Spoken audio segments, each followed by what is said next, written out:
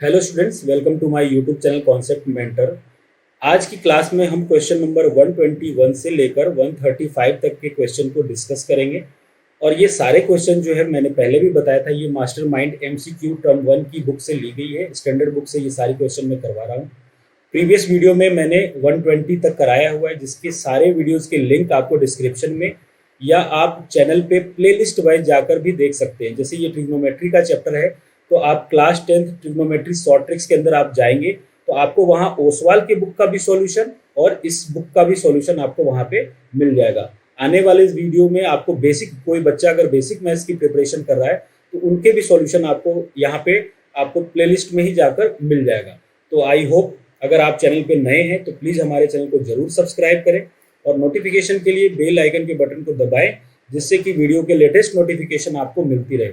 यहाँ पे मैं जो भी क्वेश्चन कराऊंगा वो बिल्कुल अलग मेथड से कराऊंगा, जिसमें कि आपको आइडेंटिटी का यूज ना के बराबर किया जाएगा।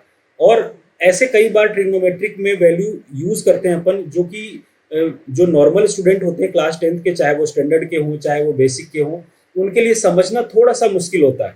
तो इन चीज़ों को हम सिंप्लीफाई करके किस तरीके से क्वेश्चन को सॉल्व करेंगे, वो सारे तरीके आपको यहाँ पे बताया जाएगा। एक सीरीज ऐसी भी आएगी जिसमें इस पूरे स्टैंडर्ड बुक के कौन कौन से क्वेश्चन इस ट्रिग्नोमेट्री के इंपॉर्टेंट है, कौन कौन से क्वेश्चन आपको करने हैं, वो सारी चीज़ें भी आपको इस वीडियो में, एक नेक्स्ट वीडियो में मैं आपको अपलोड करके बताऊंगा, जिससे आपको थोड़ा सा रिवाइज करते समय हेल्प होगा कि मुझे इस चैप्टर से कौन कौन से क्वेश्चन ज़्यादा करने हैं, मल्टीपल टाइम्स प्रैक्टिस करना है। तो ये सारी चीज़ें भी अपन डिस्कस करेंगे। तो चलिए आज का सेशन स्टार्ट करते हैं। सेशन को जरूर एक बार लाइक कर दीजिएगा। पहला क्वेश्चन है, यहाँ पे दिया हुआ है, देखिए, x sine cube theta plus y cos cube theta is equal to sine theta into cos theta given है। और दूसरा कंडीशन दिया हुआ है, एक्स साइन थीटा जो है वो वाई कॉस थीटा के इक्वल है। तो आपको फाइंड करना है x square plus y square की वैल्यू क्या होगी। इसको अपन दो मेथड से करेंगे।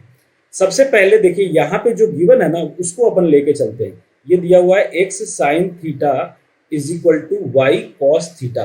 अब इस वाई को मैं डिनोमिनेटर में ले आता हूँ तो एक्स अपॉन वाई हो जाएगा, और ये जो साइन अभी एक्स के साथ मल्टीप्लाई में है उसको मैं उधर डिवाइड में ले जाता हूँ, तो उधर अभी है कॉस थीटा और उसके डिवाइड में आ जाएगा साइन थीटा।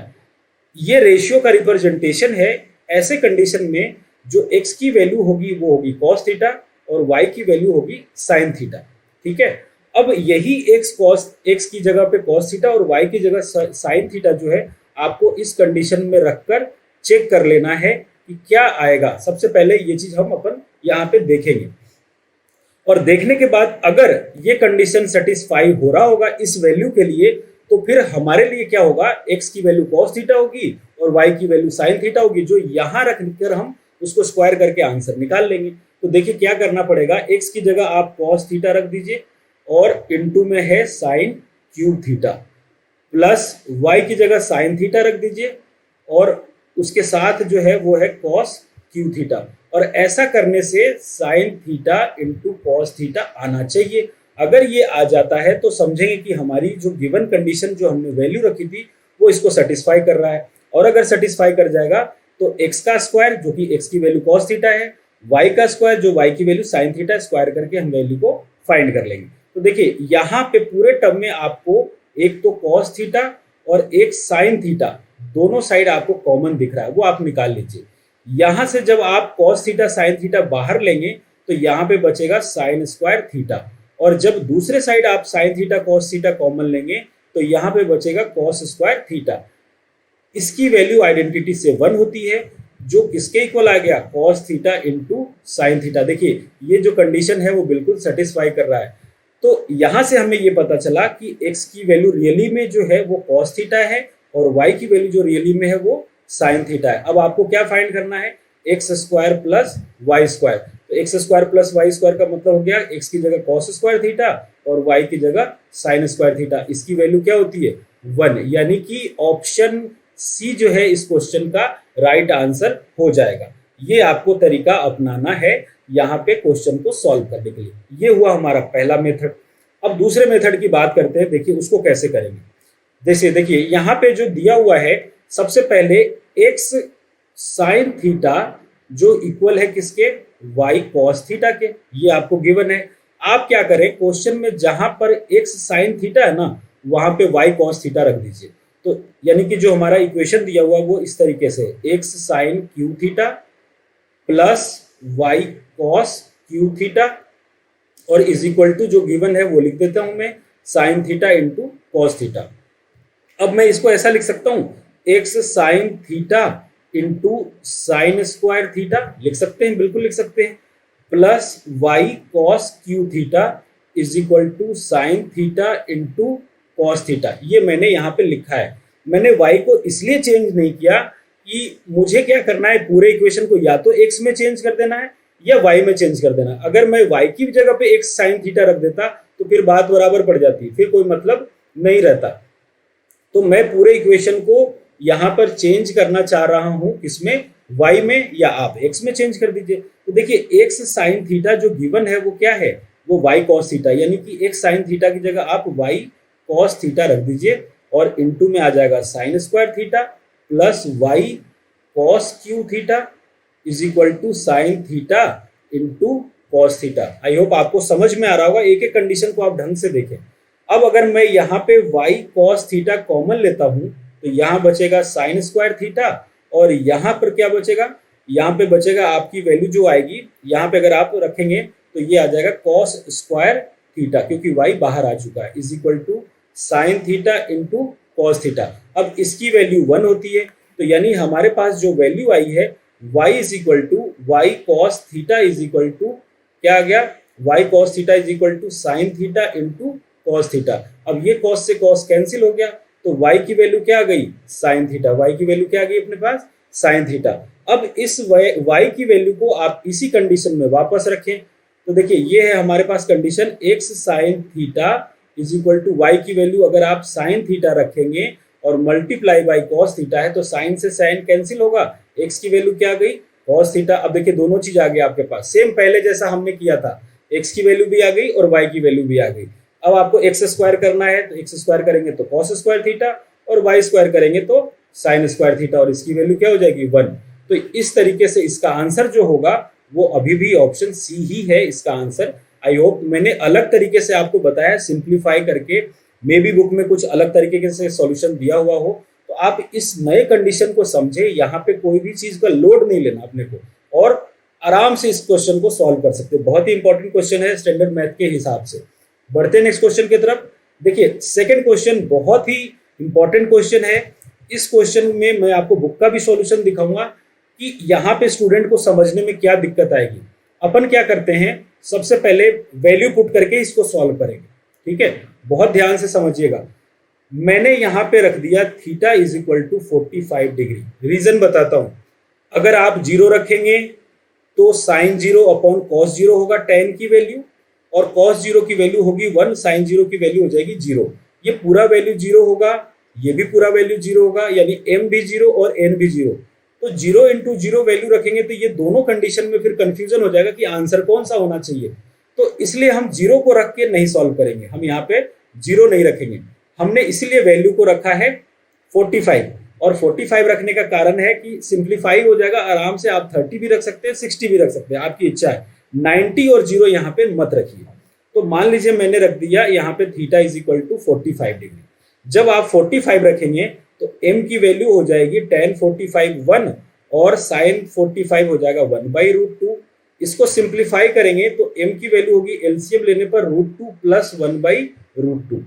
सिमिलरली आप n को सॉल्व करेंगे तो n की वैल्यू होगी tan theta 1 minus sine theta 1/√2। Simplify करेंगे तो ये आएगा √2 माइनस 1/√2। ये आ गया आपका m का वैल्यू, ठीक है। अब देखिए हमें क्या फाइंड करना है, हमें फाइंड करना है m square minus n square. इसका मतलब हुआ a square minus b square, इसका मतलब हुआ m प्लस n और m माइनस n, यही हुआ इसका मतलब।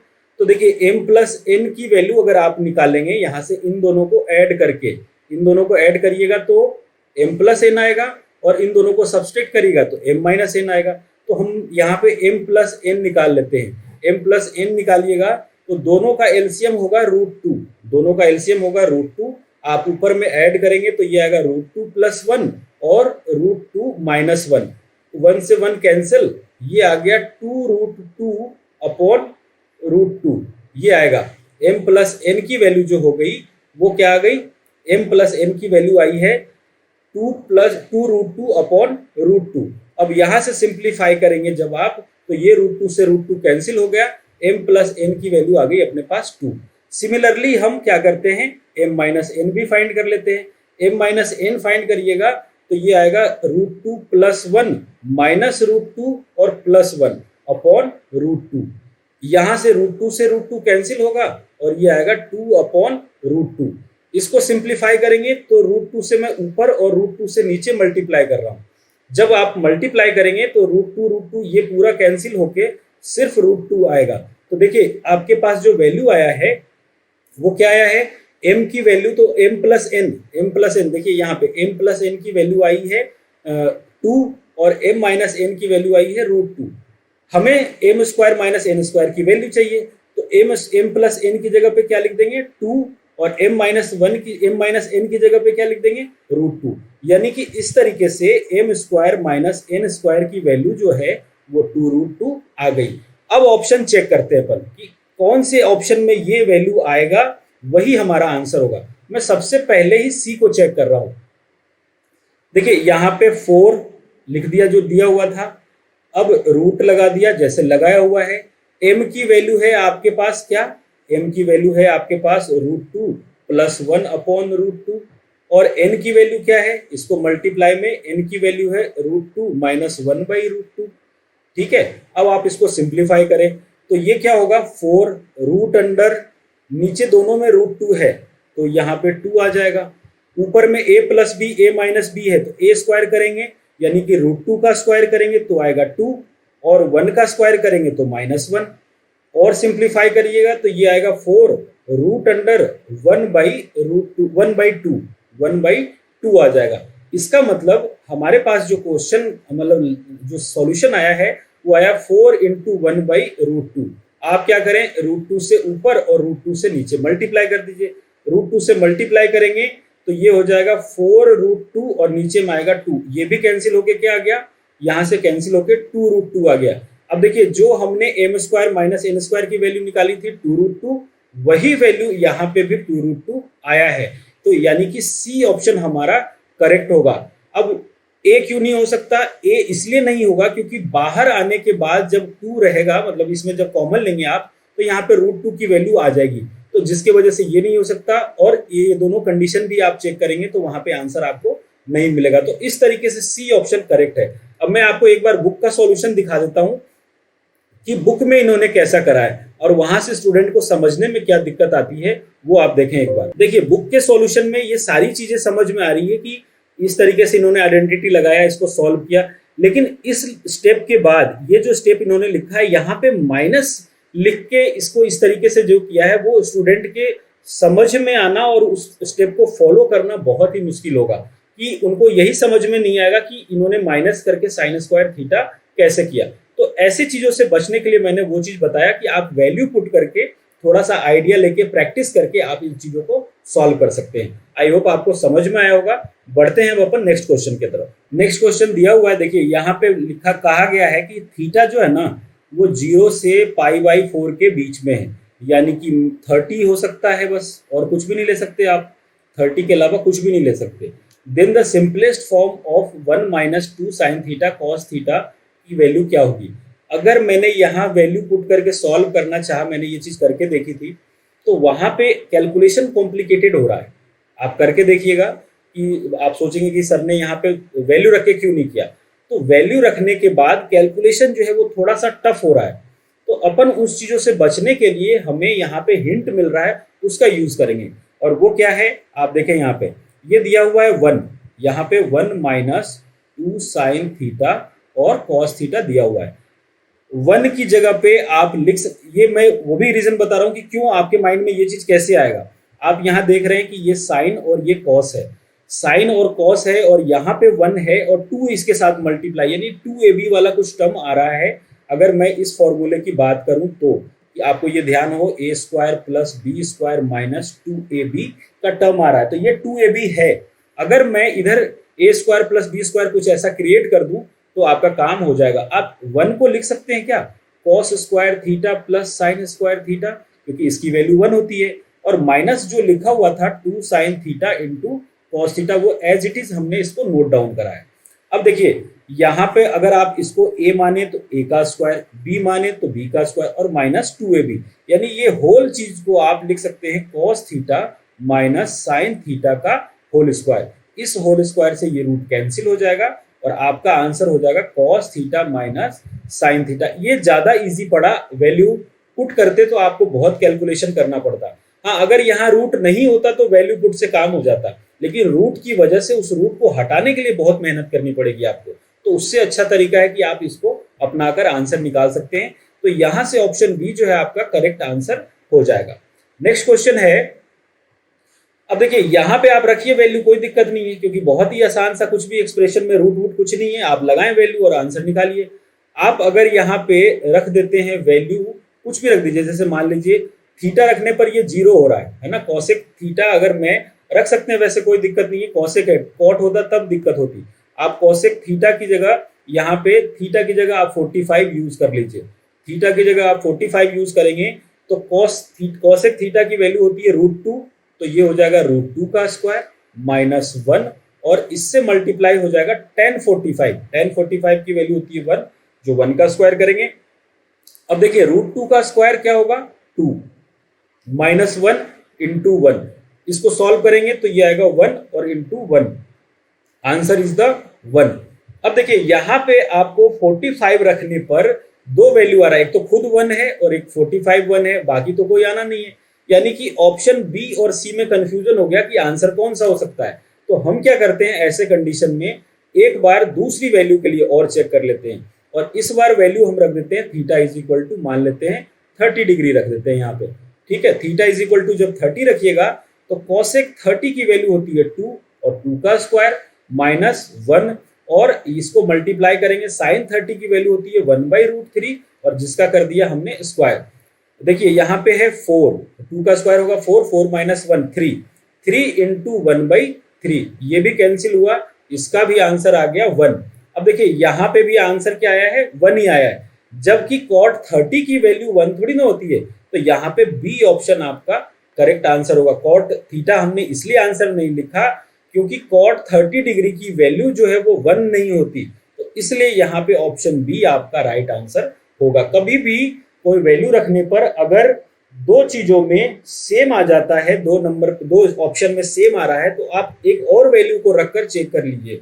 ऐसे क्वेश्चन बहुत सारे मैंने प्रीवियस क्वेश्चन में कराया है, आप उन वीडियोस को देखेंगे तो आपको ये डाउट जो है वो क्लियर हो जाएगा, ठीक है। वैल्यू पुट करना बहुत आसान होता है, लेकिन कुछ कुछ कंडीशन में हमें देखना पड़ता है कि कहाँ पे अपन अप्लाई करें कि आसान हो, कॉम्प्लिकेटेड ना हो जाए। नेक्स्ट क्वेश्चन है, देखिए नेक्स्ट क्वेश्चन जो है वो एसर्शन रीजन का क्वेश्चन है।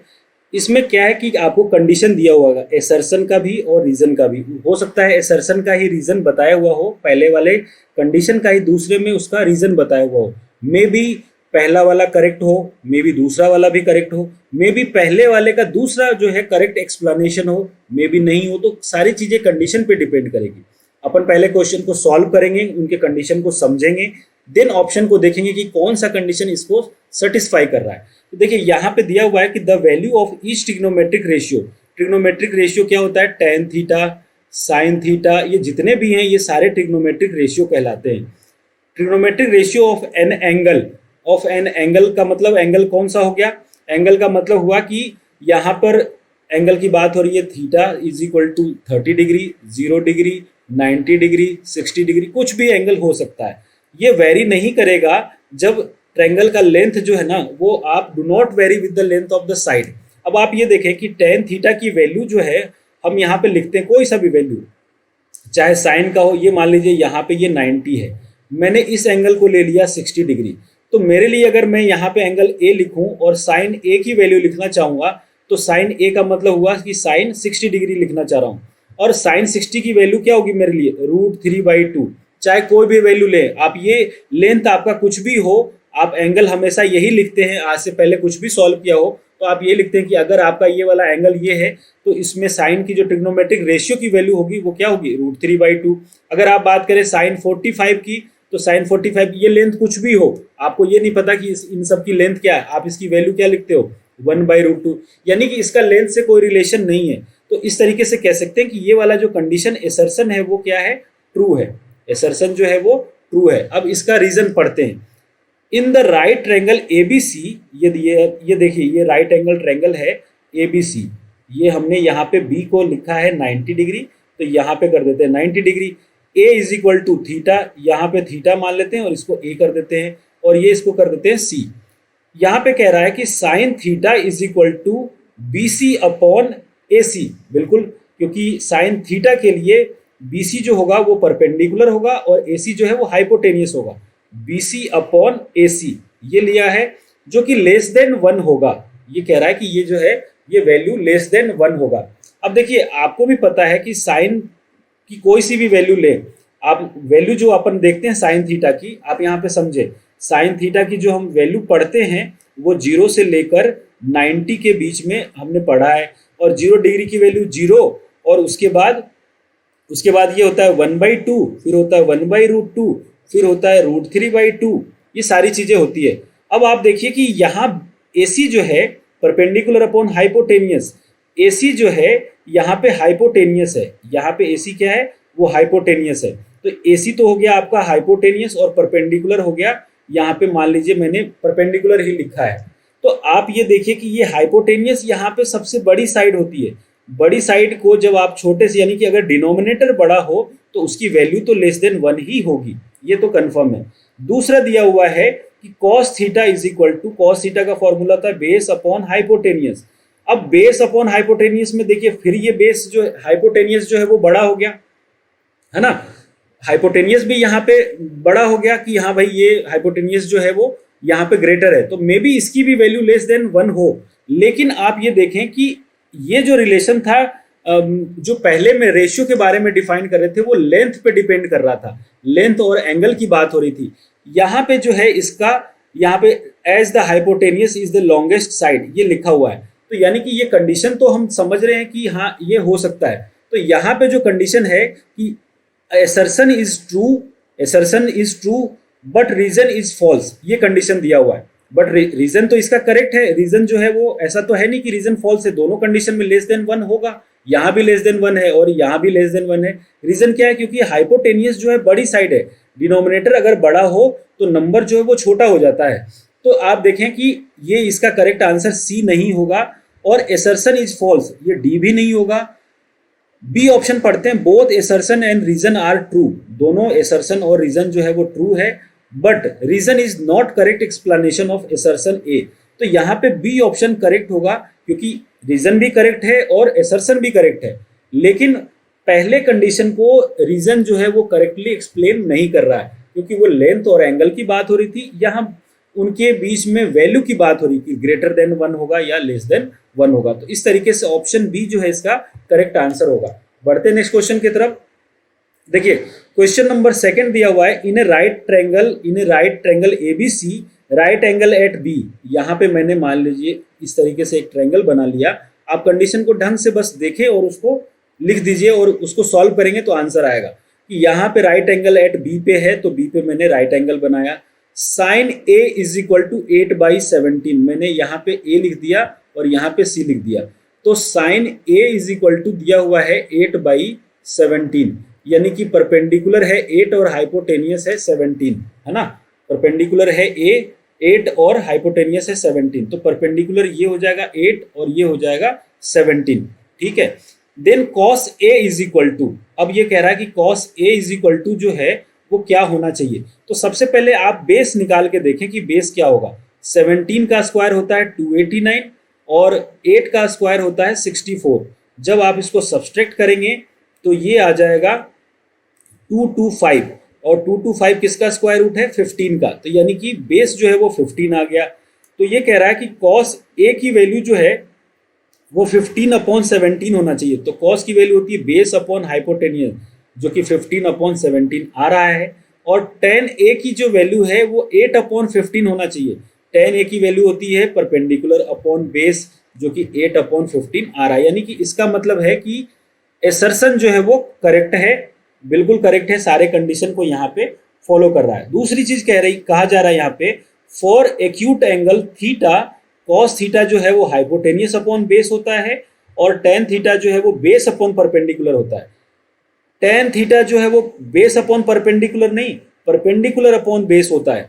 तो यानी कि रीजन तो हो गया गलत और एसर्शन हो गया सही। तो यहाँ पे option C, assertion A is true but reason R is false, option C जो है इसका करेक्ट आंसर हो जाएगा। कंडीशन को बस आप देखें, समझे और आंसर को निकालिए। नेक्स्ट क्वेश्चन है, यहाँ पे देखिए जो क्वेश्चन दिया हुआ है उसी कंडीशन पे अपन इसको सॉल्व करेंगे। यहाँ पे दिया हुआ है in right angle triangle P Q R, यहाँ पे आप एक ट्रायंगल बना लीजिए पी क्यू आर, ये रहा आपका राइट एंगल ट्रायंगल और जो 90 डिग्री है वो क्यू पे है, यहाँ पे है 90 डिग्री, ये है आर और ये है पी और ये दिया हुआ है 3 सेंटीमीटर। ये कितना दिया हुआ है 3 सेंटीमीटर।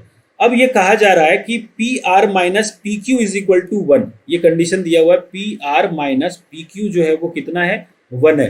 अब आप खुद सोचें कि अगर ये राइट एंगल ट्रायंगल है तो आपने एक ट्रिपलेट मैंने याद कराया था और आपको अभी भी अगर नहीं याद करे हो इसको ध्यान में रखिएगा कि बेस और परपेंडिकुलर अगर 3 और 4 हो तो हाइपोटेनियस हमेशा 5 होगा राइट एंगल ट्रायंगल के लिए।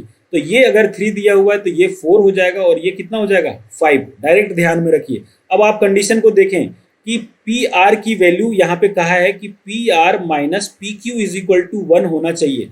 तो देखें आप पी आर कितना है 5, पी क्यू कितना है 4, बिल्कुल कंडीशन भी करेक्ट आ रहा है। The value of sine square R plus cosec R is equal to 189 upon 100, क्या ये आएगा? अपन चेक करके देखते हैं। तो आप वैल्यू यहाँ पे साइन आर का लिखेंगे तो सबसे पहले देखिए sine square R plus cosec R कहा गया है।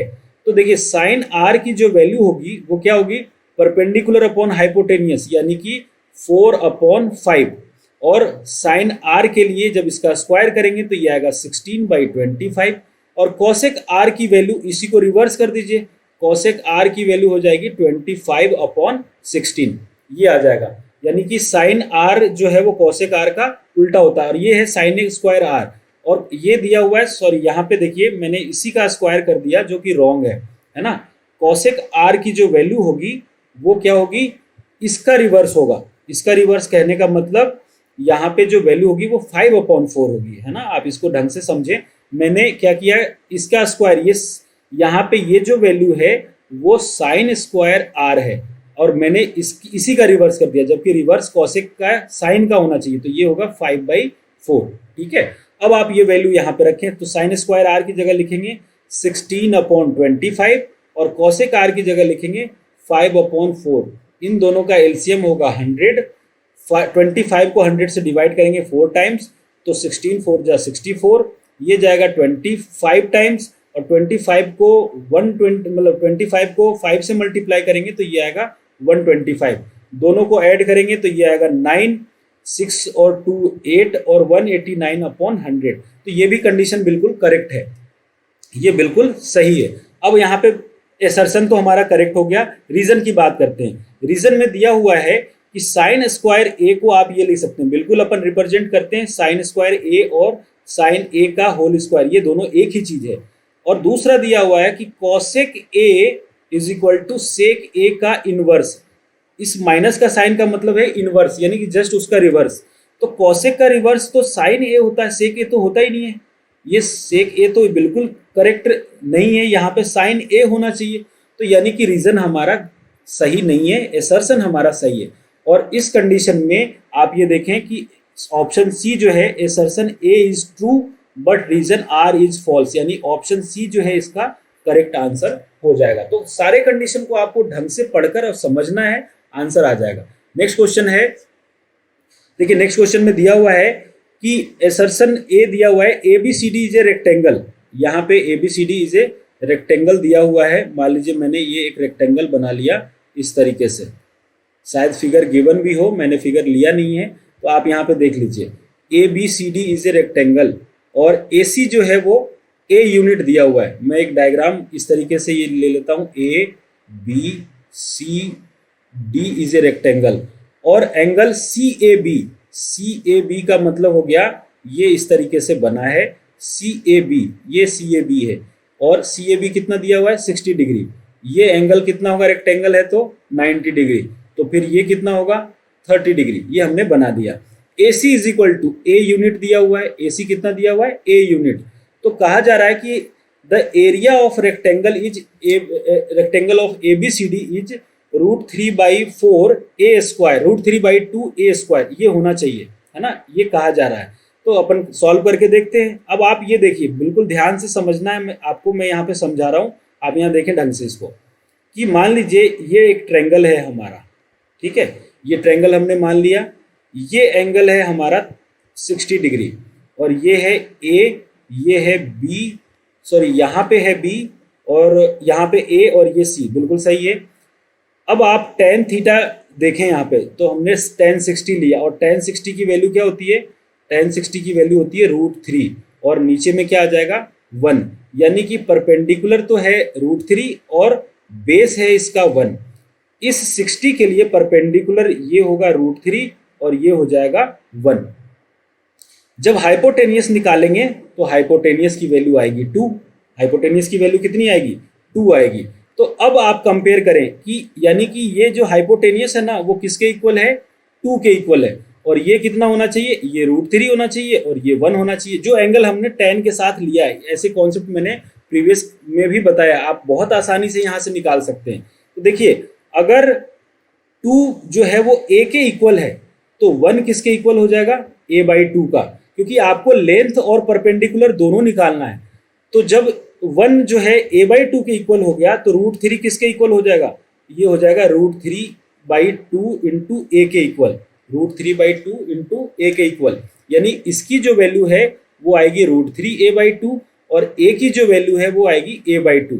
अब आप एरिया ऑफ रेक्टेंगल निकाल लें। एरिया ऑफ रेक्टेंगल का फॉर्मूला क्या होता है, लेंथ, लेंथ का मतलब A/2 और इंटू विड्थ, विड्थ का मतलब √3A/2। इसको सॉल्व करेंगे तो ये आएगा √3A²/4। अब देखिए यहाँ पे तो हमारा आ रहा है √3A²/4 और ये कह रहा है कि √3/2A² होना चाहिए, यानी कि हमारा एसर्शन जो है वो गलत है। एसर्शन क्या है, गलत है। रीजन देख लेते हैं। रीजन दिया हुआ है कि the value of sin 60 is equal to √3/2 और cos 60 इज इक्वल टू 1/2। ये रीजन बिल्कुल करेक्ट है। अब आप यहाँ पे पढ़ें कि यहाँ पे देखिए एसर्शन जो है वो फॉल्स है और रीजन जो है वो ट्रू है, और एसर्शन जो है या रीजन जो है वो एसर्शन को प्रूफ नहीं कर रहा, उसका कोई लेना देना ही नहीं है। तो यहाँ पे ऑप्शन डी जो है, assertion A is false but reason is true, option D जो है इसका करेक्ट आंसर हो जाएगा। नेक्स्ट क्वेश्चन देखते हैं, क्वेश्चन नंबर 129। इसमें दिया हुआ है sin theta is equal to 1/2, theta is acute angle, then is equal to 0 होना चाहिए। अब मान लीजिए यहाँ पे ट्रायंगल बना लीजिए आप, बिल्कुल जिस तरीके से दिया हुआ है। आप यहाँ पे ये देखें कि sin थीटा की वैल्यू दिया हुआ है कितना, ट्रायंगल की नीड भी नहीं है, आप यहाँ से डायरेक्ट ही कर सकते हैं। sin theta is equal to 1/2 दिया हुआ है, तो आप ये देखिए कि sin में 1/2 किसकी वैल्यू होती है, तो sin में 1/2 जो वैल्यू होती है वो sin 30 की होती है। तो मैं 1/2 की जगह sin 30 लिख सकता हूँ। ये sin से ये sin कैंसिल, तो थीटा इज इक्वल टू कितना आ गया, 30 डिग्री। अब यही theta is equal to 30 degree यहाँ पे रख के सॉल्व करें, अगर 0 आ जाता है तो वही आपका आंसर होगा। तो जब आप इसमें रखेंगे तो देखिए क्या होगा, 3 cos 30, 3 इंटू cos 30 की वैल्यू हो गई √3/2 minus 4 cos cube theta, cos cube theta यानी कि cos 30 डिग्री का क्यूब, यानी कि √3/2 का क्यूब करना है हमें। सॉल्व करिए इसको, तो ये आएगा 3√3/2 माइनस 4 √3/2 इंटू √3/2 इंटू √3/2, क्यूब का मतलब यही हुआ, इन दोनों को क्यूब करेंगे, स्क्वायर करेंगे तो ये आएगा 3/4 और ये बच जाएगा, तो ये कितना हो जाएगा √3/2, यहाँ पे आ जाएगा √3/2। अब आप इसको सिंप्लीफाई कर दें तो 4 इंटू क्यूब की जगह पे हम लिख सकते हैं 3/4 इंटू √3/2। अब देखिए ये 4 से 4 कैंसिल, तो ये भी कितना आ गया, ये आ गया 3√3/2 माइनस 3√3/2, और ये सॉल्व करने पर क्या आ जाएगा, 0। इसका मतलब है कि एसर्शन जो है आपका करेक्ट है। रीजन देख लेते हैं कि theta is equal to 1/2, theta is acute so angle is 60 degree, but reason तो गलत है, क्योंकि रीजन ये 30 डिग्री पे होता है, 1/2 60 पे थोड़ी ना होता है साइन में।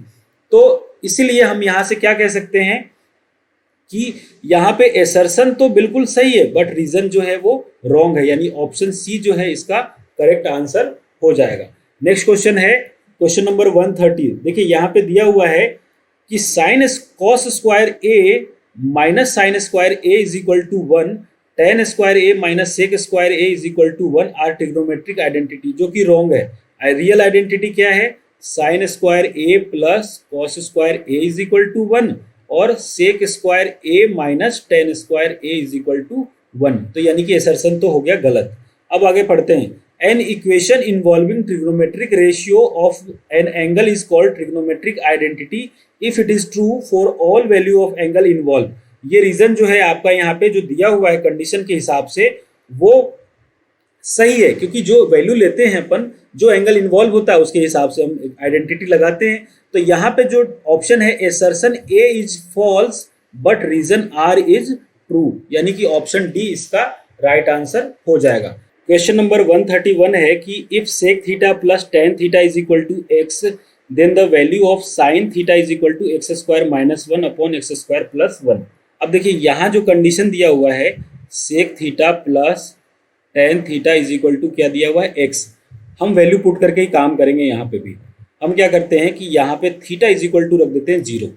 जब आप 0 रखेंगे तो सेक 0 हो जाएगा 1 और टेन 0 हो जाएगा 0 इज इक्वल टू एक्स, यानी यहाँ से जो है आपके पास x की वैल्यू क्या आ गई? 1। अब 1 आने के बाद देखते हैं कि sine theta is equal to क्या आता है। Sine theta is equal to भी अगर 0 आ जाता है तो समझिए हमारा कंडीशन बिल्कुल सही है। एक्स स्क्वायर, x की वैल्यू 1 तो 1 का स्क्वायर 1 ही होगा, 1 माइनस 1 और नीचे में आएगा 1 प्लस 1। साइन थीटा यहाँ से जब सॉल्व करेंगे तो ये क्या आएगा? 1 माइनस 1 0/2, यानी कि ये 0 आ रहा है। बिल्कुल करेक्ट है यहाँ पे कि ये भी थीटा इज इक्वल टू 0 आया। जब थीटा इज इक्वल टू हमने 0 रखा तो ये कंडीशन को सेटिस्फाई कर रहा था। जब इस वैल्यू को रखे तो भी साइन क्या आ रहा है? 0 आ रहा है, यानी दोनों कंडीशन सेटिस्फाई है। अब अपन चेक करते हैं रीजन को। असर्शन तो हमारा सही है। रीजन क्या दिया हुआ है? आप रीजन को समझने से पहले मैं एक बेसिक सा समझा देता हूँ कि अगर sec square theta minus tan square theta का जो फॉर्मूला होता है, सबसे पहले फॉर्मूला देखते हैं, वो होता है 1। आप इसको लिख सकते हैं sec theta minus tan theta और इसको लिख सकते हैं sec theta plus tan theta, ये लिख सकते हैं और इज इक्वल टू क्या हो जाएगा? 1। अब आप ये देखिए कि यहाँ पे sec theta plus tan theta की वैल्यू अगर x दिया हुआ है, इसकी वैल्यू x दिया हुआ है, तो यहाँ से ये हो जाएगा sec theta minus tan theta और multiply by x is equal to 1। तो यहाँ से आप sec theta minus tan theta की वैल्यू क्या निकाल सकते हैं? वो हो जाएगा 1/x। अब आप इस कंडीशन में रख कर चेक करिए, यानी x की वैल्यू क्या है? x की वैल्यू है sec theta plus tan theta और 1/x की वैल्यू क्या है? 1/x की वैल्यू ये है sec theta minus tan theta और इज इक्वल टू कह रहा है कि 2 टेन थीटा आना चाहिए। देख लेते हैं, यहाँ से तो 10 से 10 कैंसिल हो गया, ये तो आ रहा है 2 सेक थीटा और जबकि कहा जा रहा है कि ये टेन थीटा आना चाहिए, तो ये दोनों तो इक्वल आया ही नहीं। तो यानी कि रीजन जो है वो करेक्ट नहीं है और एसर्शन जो है इसका करेक्ट है। तो 131 के केस में अगर देखा जाए कि assertion A is true but reason R is false, तो 131 का ऑप्शन जो है वो सी इसका करेक्ट आंसर हो जाएगा। नेक्स्ट क्वेश्चन है cos square theta minus sine square theta is equal to 2 tan theta upon 1 minus tan square theta is not an identity. ये बिल्कुल सही है।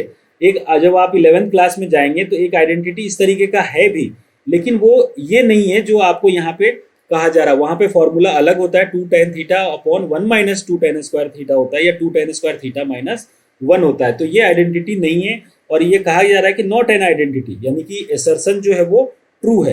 एसर्शन क्या है? ट्रू है। अब रीजन की बात करते हैं। An equation involving trigonometric ratio of an angle is called trigonometric identity if it is true for all value of angle involve. और ये कंडीशन हमने पहले भी देखा था कि ये जो कंडीशन दिया हुआ है उसके अकॉर्डिंग जो भी ट्रिग्नोमेट्रिक आप रेशियो ले रहे हैं वो एक आइडेंटिटी के रूप में काम करता है। तो यहाँ पे जो है इस तरीके से हम कह सकते हैं कि रीजन जो है आपका ट्रू है। तो यहाँ पे एसर्शन भी ट्रू हुआ और रीजन भी ट्रू हुआ और कह सकते हैं कि हाँ भाई एसर्शन का रीजन से कोई मतलब ही नहीं है। तो यहाँ पे ये कह सकते हैं एक्सप्लेनेशन की बात तो हो नहीं रही है। तो इस तरीके से आप ऑप्शन ए यहाँ से ले सकते हैं कि both assertion and reason are true, reason is the correct explanation of assertion, जबकि यहाँ पे कोई इसका मतलब है नहीं, है ना। Both assertion and reason are true but reason is not correct explanation of assertion A. तो यहाँ पे आप ऑप्शन बी भी लेंगे तो कोई गलत नहीं होना चाहिए, क्योंकि पहला तो कोई आइडेंटिटी है ही नहीं ना, तो उसका एक्सप्लेनेशन कैसे हो सकता है। या आप ऐसे भी सोच सकते हैं कि जब वो आइडेंटिटी फॉलो ही नहीं कर रहा तो मे भी उसका करेक्ट एक्सप्लेनेशन यानी कि वो ट्रिग्नोमेट्रिक रेशियो को फॉलो कर रहा है। तो आप यहाँ पे ऑप्शन ए ही रखिए, ए ही जो है इसका करेक्ट आंसर होगा। नेक्स्ट क्वेश्चन देखते हैं 133। क्वेश्चन नंबर 133 है कि एसर्शन दिया हुआ है 2 sin theta minus 2 sin cube theta upon 2 cos cube theta minus cos theta is equal to tan theta आ सकता है क्या for theta is acute angle. तो एक बार चेक करते हैं। यहाँ पे मैंने कंडीशन जो दिया हुआ है वो लिख देता हूँ यहाँ पे, sin theta minus 2 sin cube theta upon 2 cos cube theta minus cos theta, ये अपन ने लिखा। सबसे पहली चीज जो देखने पे पता चल रहा है वो ये है कि आप ये देखें यहाँ पर कि जो वैल्यू है यहाँ पे ऊपर में साइन और साइन है तो वो आप कॉमन ले सकते हैं। साइन थीटा जब आप कॉमन लीजिएगा तो ये आ जाएगा 1 माइनस 2 साइन स्क्वायर थीटा, और नीचे वाले में आपको कॉस कॉमन दिख रहा है, कॉस कॉमन लीजिएगा तो ये आ जाएगा 2 cos स्क्वायर थीटा माइनस 1। अब हमें ये तो पता चल रहा है कि साइन बाई कॉस जो है वो 10 होगा, लेकिन इनका क्या किया जाए तो इनको देखते हैं एक बार सिंप्लीफाई करके। सबसे पहले sine theta upon cos theta जैसा है वैसा लिख देते हैं, और ऊपर में ब्रैकेट के साथ अपन क्या करते हैं 1 माइनस 2 साइन स्क्वायर थीटा का फॉर्मूला होता है 1 माइनस कॉस स्क्वायर थीटा, इसको इस तरीके से हमने लिख दिया है। ठीक है, और आइडेंटिटी यहाँ पे आप देख लीजिए। सबसे पहले जो हमने लिखा है आइडेंटिटी वो sine square theta plus cos square theta is equal to 1 होता है, जहाँ से कि साइन स्क्वायर थीटा जो मैंने यूज किया है वो 1 माइनस कॉस स्क्वायर थीटा, ये वाली आइडेंटिटी मैंने यूज करी है। और नीचे जैसा है वैसा ही रहने देते हैं, ये है 2 cos स्क्वायर थीटा माइनस 1। अब आप देखें यहाँ पे ये हो जाएगा साइन थीटा 1 माइनस 2 और minus minus plus 2 cos square theta, और नीचे जो होगा वो हो जाएगा cos थीटा और 2 cos स्क्वायर थीटा माइनस 1। अब देखिए ये दोनों जब कैंसिल होगा तो ये जो आएगा वो माइनस में आएगा, यानी ये अब जो हमारा फाइनल होगा वो होगा sign theta into 2 cos square theta minus 1 upon cos theta into 2 cos square theta minus 1। ये दोनों कैंसिल होगा और sine theta by cos theta tan theta होता है, यानी कि एसर्शन तो करेक्ट है। अब बात करते हैं रीजन की कि tan a का फॉर्मूला बिल्कुल साइन बाई कॉस ए होता है और sine square A plus cos square A is equal to 1 होता है। तो ये दोनों आइडेंटिटी तो इस फॉर्मूले में यूज हुआ ही है। आप देखें ये वाला भी देखिए यहाँ यूज हुआ है और साइन बाई कॉस भी यूज हुआ है।